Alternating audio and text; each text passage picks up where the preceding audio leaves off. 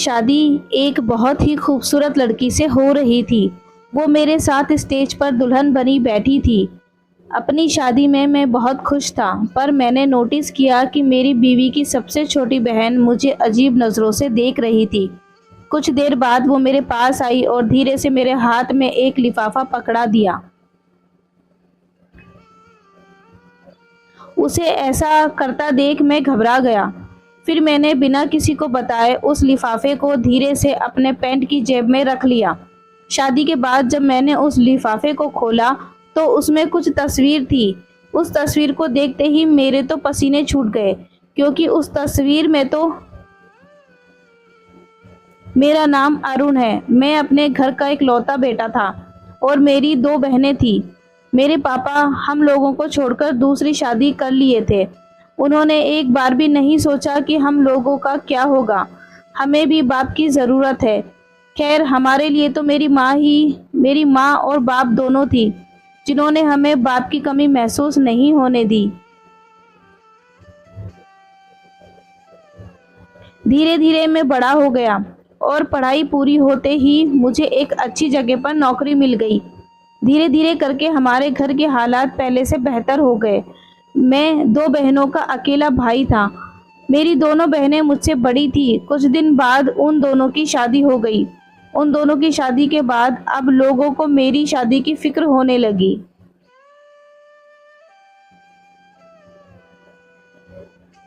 पर मुझे शादी के नाम से चिढ़ थी, क्योंकि मेरी माँ बाप की शादी कामयाब ना हो सकी थी। मैं बचपन से ही उन दोनों की लड़ाई झगड़े देखता हुआ आ रहा था। बचपन से ही मेरे दिमाग में बैठ गया था कि मैं कभी शादी नहीं करूँगा, और मैं कभी किसी लड़की को नज़र उठाकर देखता भी नहीं था, क्योंकि मेरी माँ ने मेरी परवरिश ही कुछ ऐसी की थी। उन्होंने पहले ही मुझे समझा दिया था, किसी लड़की को देखने से पहले अपने घर के बारे में भी सोच लेना कि तुम्हारी भी 2 बहनें हैं। अगर तुम किसी के साथ गलत करोगे तो तुम्हारी बहनों के साथ भी गलत हो सकता है। मैं सख्त इंसान था, और यही शख्सियत वैसे ही अपने आप जिंदगी में नहीं आ जाती। इसके पीछे भी बहुत से कारण होते हैं। जिस कंपनी में मैं काम करता था, वहाँ के बॉस की बेटी थी जो बहुत बिगड़ी हुई थी। वो बार बार मेरे आगे पीछे मंडराती रहती, जबकि ऐसी लड़कियों से मुझे बहुत चिढ़ थी। मैं जितने दूर उससे जाने की कोशिश करता, वो उतना ही मेरे करीब आती और मुझे किसी न किसी काम से बाहर ले जाने की कोशिश करती, और बॉस की जगह से मुझे मजबूरन उनकी बेटी के साथ जाना पड़ता। मेरी बॉस की बेटी बाहर जाते ही मेरे साथ अजीबोगरीब हरकतें करने लगती। मैं जितना ही उससे दूर जाने की कोशिश करता, उतना ही मेरे करीब आती। ये लड़की मुझे बिल्कुल पसंद नहीं थी, पर इसके साथ आना जाना मेरी मजबूरी बन गई थी। एक दिन तो इसने हद कर दी। मुझसे कहने लगी कि मैं तुमसे प्यार करती हूँ और तुम ही से शादी करना चाहती हूँ। उसके मुंह से प्यार और शादी की बात सुनकर तो मेरे गुस्से का पारा हाई हो गया। मैंने गुस्से में उससे कहा, एक बात कान खोल कर सुन लो, शादी की बात तो अपने दिमाग से निकाल ही दो। तुम मेरे बॉस की बेटी हो, इसलिए मैं तुम्हें अब तक बर्दाश्त कर रहा हूँ, वरना तुम जैसी लड़कियों को तो मैं मुंह तक ना लगाऊं।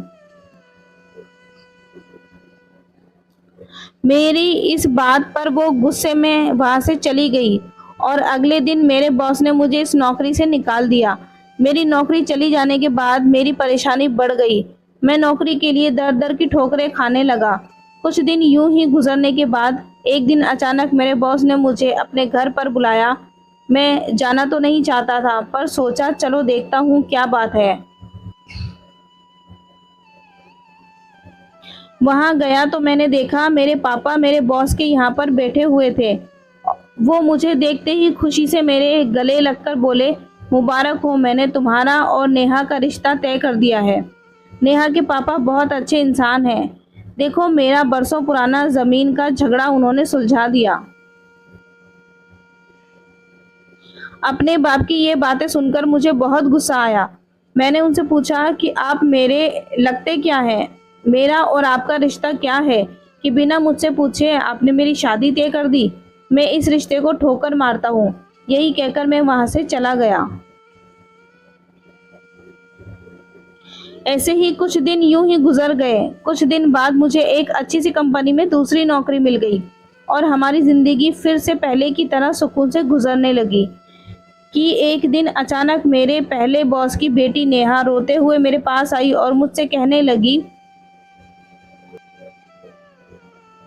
अरुण, तुम बहुत अच्छे इंसान हो। मैंने तुम्हारे साथ बहुत गलत किया, मुझे माफ कर दो। अब मैं दोबारा तुम्हें कभी परेशान नहीं करूंगी। प्यार का रिश्ता ना सही, पर क्या मैं तुम्हारी दोस्त भी बनने के काबिल नहीं हूँ? क्या तुम मेरे साथ दोस्ती कर सकते हो? उसे देखकर लगा कि वे वाकई में बदल चुकी है और मुझसे माफी मांगने आई है। मैंने उसे माफ कर दिया। उसने मुझसे कहा, अगर दोस्ती की है तो इसे निभानी तो पड़ेगी। अगर तुम सही लगे तो एक दिन तुम मेरे घर जरूर आना। अगर तुम मेरे घर आओगे तो मैं समझूंगी कि तुमने मुझे दिल से माफ किया है। अगले 1-2 दिनों में मैं उसके घर गया। उसने मुझे बड़े प्यार से चाय नाश्ता करवाया, पर चाय पीते ही मुझे क्या हो गया मुझे पता नहीं। आंख खुली तो सुबह हो चुकी थी और मेरे सामने पुलिस खड़ी थी और मुझे एक लड़की के साथ जबरदस्ती करने के जुर्म में गिरफ्तार करके ले जा रही थी। ये सब इतना अचानक हुआ कि मुझे कुछ समझ नहीं आया। पुलिस ने मुझे जेल में बंद कर दिया। मैं हैरान परेशान था कि आखिर ये सब मेरे साथ कैसे हुआ। शाम होते होते एक मेरा दोस्त आया जो मेरा जमानत करवाकर मुझे ले गया। मैं घर जाने के बाद हॉस्पिटल गया और अपने पूरे बॉडी का चेकअप कराया। डॉक्टर ने बताया कि आपको काफी मात्रा में नशे की दवाई दी गई। डॉक्टर की बात सुनते ही मुझे समझ में आ गया कि ये सब किया धरा मेरे बॉस की बेटी नेहा का है। उसकी माफी तो सब नाटक था। उसके प्रपोजल पर मैंने उसे ठुकराया। उसे अपनी इंसल्ट बर्दाश्त नहीं हुई और उसने अपनी इंसल्ट का बदला लेने के लिए मेरे साथ ये सब किया। मैं सोच भी नहीं सकता था कि वे इतनी गिरी हुई हरकत करेगी। अपने साथ इतना बड़ा धोखा होने के बाद मेरा दिल घबराने लगा। मैं कुछ ना करके भी अपनी नजरों में मुजरिम बन गया था। मुझे उस गुनाह की सजा मिली जो मैंने कभी किया ही नहीं था। मैं किसी तरह अपने घर गया। मैं बहुत शर्मिंदा था कि अगर मेरे घर वालों को ये सब पता चल गया तो मैं तो कहीं मुंह दिखाने के काबिल भी नहीं रहूंगा। जैसे तैसे करके मैं अपनी जिंदगी गुजार रहा था, पर मेरे दिमाग से नेहा की वो गंदी हरकत नहीं जा रही थी कि आखिर उसने मेरे साथ ऐसा क्यों किया। एक दिन मैं ऑफिस में था, तभी अचानक मेरे दोस्त का फोन आया। उसने बताया, तुम्हारे पहले बॉस की बेटी नेहा का एक्सीडेंट हो गया है और एक्सीडेंट में उसकी डेथ हो गई।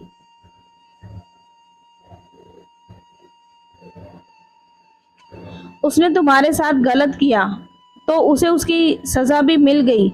नेहा को उसके किए की सजा तो मिल गई थी, पर मेरे दिमाग में उसकी गंदी हरकत की तस्वीर बार बार नजर आती कि उसने ऐसा मेरे साथ क्यों किया।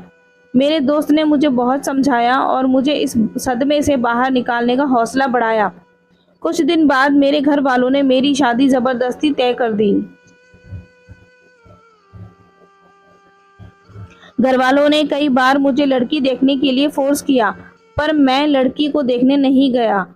पर जिस दिन शादी थी उस दिन लड़की को देखा तो देखता ही रह गया। वे दिखने में बहुत खूबसूरत थी। उसे देखने के बाद अपनी शादी के दिन मैं बहुत खुश था, पर अचानक जब स्टेज पर पहुंचा तभी मैंने नोटिस किया कि मेरी पत्नी की सबसे छोटी बहन मुझे अजीब नजरों से देख रही थी। देखते ही देखते उसने मेरे हाथों में एक लिफाफा पकड़ा दिया। शादी के 2-3 दिन बाद जब मैंने उस लिफाफे को देखा तो मैं घबरा गया, क्योंकि उस लिफाफे में मेरी और नेहा की कुछ पिक्चर्स थी जो मेरे घर वालों के सामने नहीं आनी चाहिए। मैं यही सब सोच रहा था तभी मेरी पत्नी की बहन सोनिया का फोन आया। वो मुझसे कहने लगी,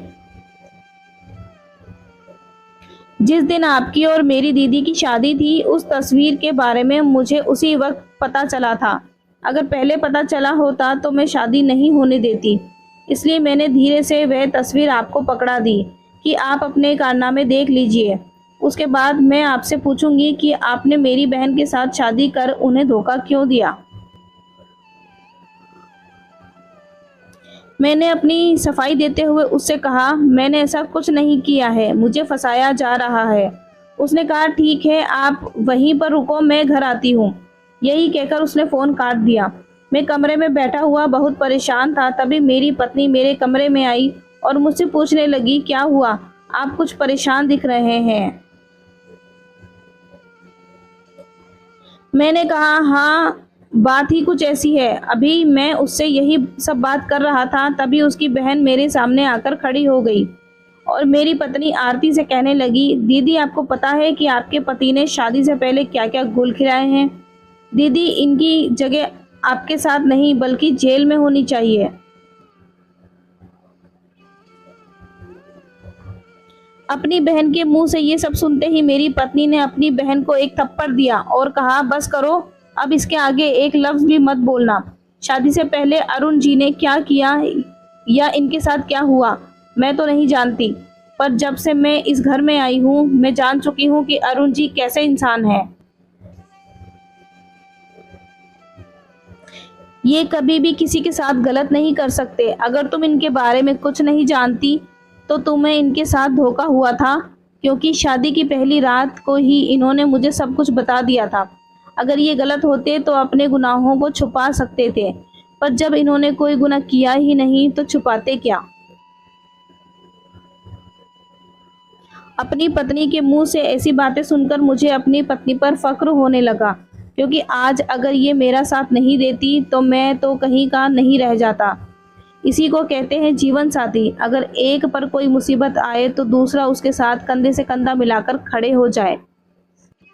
उम्मीद करते हैं ये कहानी आपको पसंद आई होगी। ऐसी और कहानियाँ सुनने के लिए हमारे चैनल को सब्सक्राइब करें और वीडियो को लाइक करें। फिर मिलते हैं एक नई वीडियो में। Thanks for watching.